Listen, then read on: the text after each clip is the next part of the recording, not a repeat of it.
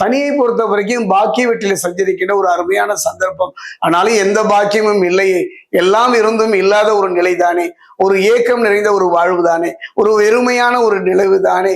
அப்படிப்பட்ட ஒரு சூழ்நிலையில தான் சனி பகவான் பாக்கிய வீட்டிலே சஞ்சரித்தாலும் கூட அங்கிருந்து அவருடைய பார்வைப்படுகின்ற வீடுன்னு பாத்தீங்கன்னா 11, 3, 6 ஆகிய வீடுகளை பார்க்கின்றார்.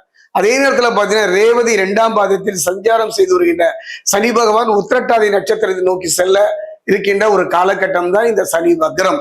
அதே நேரத்துல பாத்தீங்கன்னா வாழ்வில பெரும் மாற்றத்தை நிகழ்த்திருக்கின்றார். இது ஒரு அருமையான வாய்ப்பு.